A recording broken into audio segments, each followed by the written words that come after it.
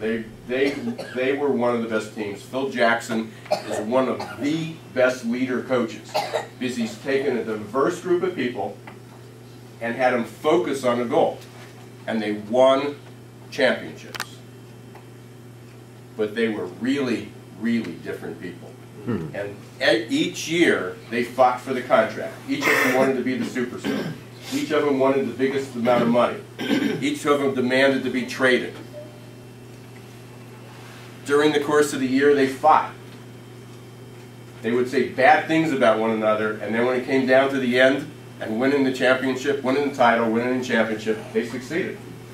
So everybody holds them up because of what they achieved, but I'm not sure the path that they took there represents the path you guys want to take. No. Okay. Actually interesting. Let's talk about that. Would you ever endorse someone you didn't like? I might. I might. Why? If they're competent. Okay. And they're well at what they do. Okay. So competence would be a reason for endorsement, which is probably similar to performance. Okay.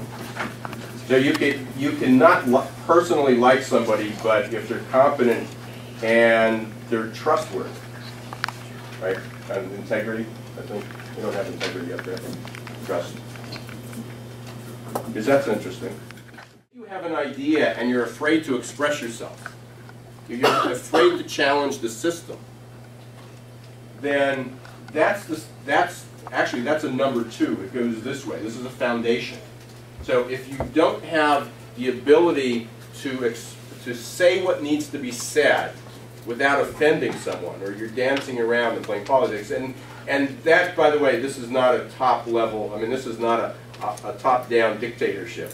It's not an autocratic ruler that you have. That's not the goal. That's by no means the means of management here. But that has to be there. But the first thing that happens is trust. If you don't trust anybody, you'll never get results. And what happens is everybody jumps in, ignores this subject. They don't want to talk about trust. They don't want to talk about the conflict. Let's not get bogged down. Let's not talk about what we disagree with. Let's only focus on what we agree on. And a lot of meetings run that way.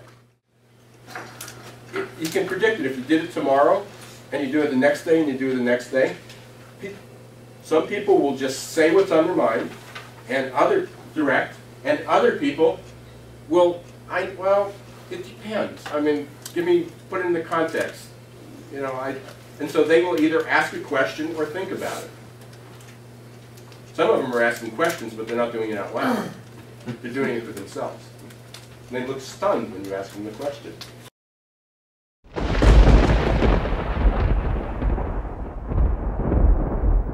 Over here, which is yellow and red. Actually, everybody's in the red. This whole zone is in the red. So the words, the body language, the tone, everything you use clashes a little bit.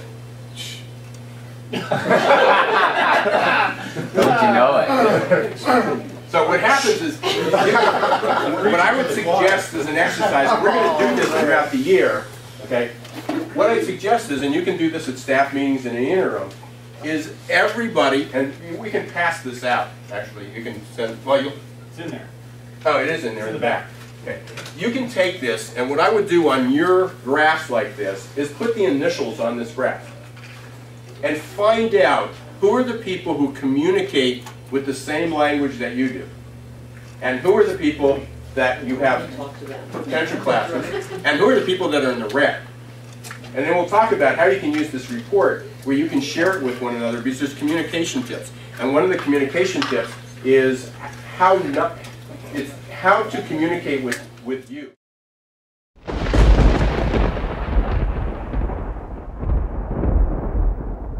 Conceptual.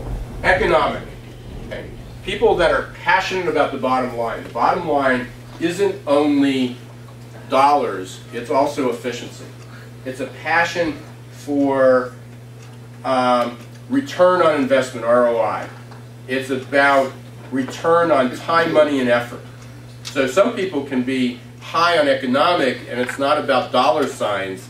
It's about conserving dollars. It's about saving.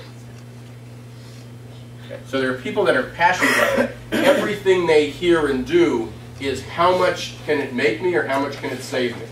How will this make me more money, save me more time? Use resources better. You do talk about that in some regard of, upkeep, downtime. When you talk about, that's an ROI statement. That's something that resonates well with people who are high economic. By the way, it wasn't in your mission. Okay, and we'll show you why.